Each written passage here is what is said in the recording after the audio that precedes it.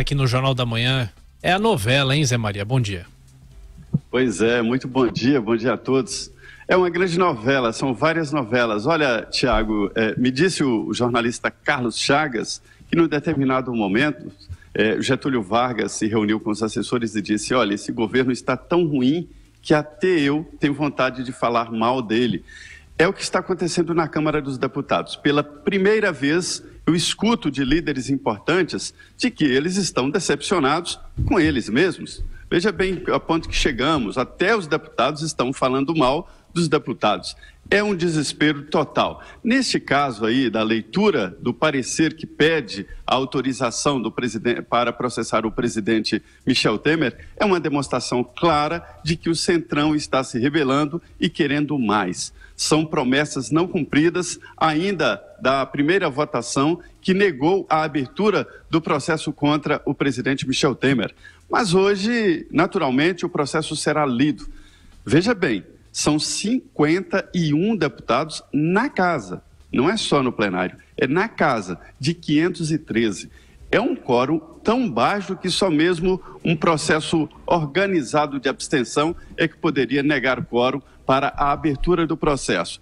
Esse debate aí vai parar no plenário, né, sobre a divisão da votação entre Temer e os ministros. A prova de que tudo é igual, Padilha, o Moreira Franco e o presidente Michel Temer são equivalentes no processo, que o governo defende a votação em bloco. Agora, confusão mesmo e decepção mesmo está na tentativa de votar esta reforma eleitoral que eu chamo, desde o início, né, de tentativa de encontrar dinheiro para a campanha. Esse é o foco, esse é o objetivo dos deputados e senadores que não foi atingido e que provoca esta autodecepção. Professor Vila. Zé, é curioso. Veja que logo que semana passada o governo espalhou a versão que ia fazer a votação antes do dia 12 de outubro. Isso já carta, pode jogar fora que isso já passou, né? Carta fora do baralho, porque sequer consegue fazer a leitura da denúncia, né? Na última semana agora do mês de setembro, dificilmente fará, dia 12 de outubro, uma quinta-feira, né? Dificilmente conseguirá fazer a votação no plenário, onde tem os que poderão estar presentes 513 deputados, da denúncia à votação, que isso não vai ocorrer, porque há todo um trâmite, né? A questão do nomear um relator, aí tem toda a apresentação do relatório, a discussão na comissão, isso para ficar na esfera da CCJ, e dependendo do presidente Rodrigo Pacheco da CCJ, quem ele vai definir como relator. É importante destacar que na última vez, ele, não custa relembrar, foi o Sérgio Sveitel, que não teve o seu parecer aprovado. O parecer aprovado foi do Paulo Abiacchio. E aí eu me permitiria, só um parênteses, lembrar quem é Paulo Abiacchio. Paulo Abiacchio é filho de Ibrahim Abiacchio. Em 1985, nada como a história, 1985, foi relembrada a história do Paulinho. Ele era conhecido como Paulinho.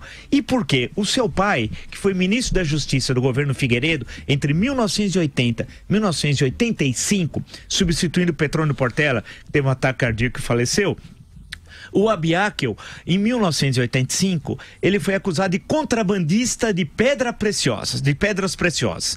E o filho, o Paulinho, foi lembrado da história que ele vendia vistos para estrangeiros. O Paulinho. E o Paulinho foi lembrado que aos 16 anos, no Ministério da Justiça, ele fez uma sessão para os colegas do Colégio Marista de BH do Império dos Sentidos. Filme proibido para todos os brasileiros, menos para o Paulinho, que com os meninos com 16 anos, no Ministério da Justiça viram tudo. E o Paulinho, aos 19 anos, acabou de entrar no curso de Direito, ele despachava no Ministério da Justiça, sem ter qualquer função legal tal. E esse Paulinho, anos depois, virou o Paulo Abiacchio, e que relatou, eu só estou relembrando, porque em qualquer país sério, o Paulinho não seria deputado aqui nem na China, mas no Brasil é. Então, Paulinho é lembrar que esse episódio do Paulinho, que outro dia mexendo nos arquivos, agora é fácil de achar eletrônicos, que eu dei de cara com o Paulinho Abiakel, que é a base deles é Manhuaçu, Manhumirim, aquela região ali de Minas, tal, que eu conheço, até já passei por ali. Então, mas para voltar ao que nos interessa, eu acho, Zé, você vê como eles constroem versões, que seria até o dia 12, então não vai ter votação, coisa alguma. Quanto mais tempo demora, pior pro governo, a minha leitura. Porque vai chegar uma hora que o Gedel vai falar. E na hora que o Gedel falar, é o gordinho sinistro, na hora que o Gedel falar, ele vai dizer de quem é o dinheiro. E não é aquela história, quem quer dinheiro? Como diz um domingo. A pergunta vai ser, de quem é o dinheiro? Não quem quer o dinheiro. Aí vai dar problema, hein?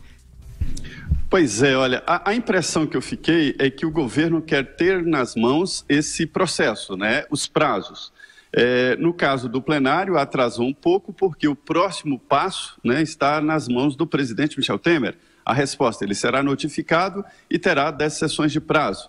Aí ele vai decidir ali se antecipa ou não. Então, é essa a impressão minha, de que o governo quer exatamente controlar os prazos e determinar quando o parecer será colocado em votação na Comissão de Constituição e Justiça e no plenário. Começam ali já as notícias de trocas na Comissão de Constituição e Justiça. E o governo vai entrar pesado e tentar unificar mesmo, deixar uma votação única do parecer. Mas é essa história. O Paulo Abiakel era lembrado naquela época como um rapaz brilhante.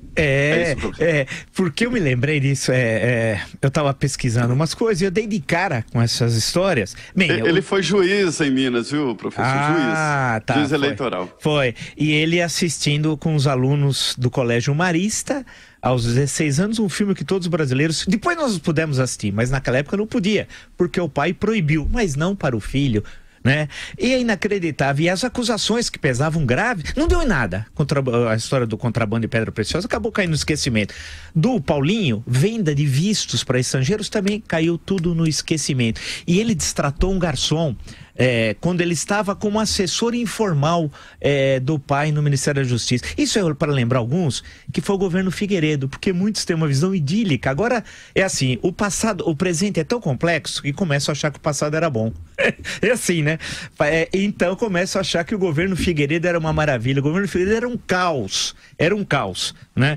Então, só para dar um exemplo do ministro da Justiça, não custa professor, a previsão é de conclusão mesmo no mês que vem, e me impressiona muito, eu que já tenho muito tempo no Congresso, é ver um presidente da Câmara dos Deputados, que vai dirigir o processo, indo lá pedir à presidente do Supremo orientação como eu devo me portar. Isso me assusta. É verdade, tem toda a razão. Zé Maria Trindade, bom dia, bom trabalho para você. Pois não, muito bom dia a todos.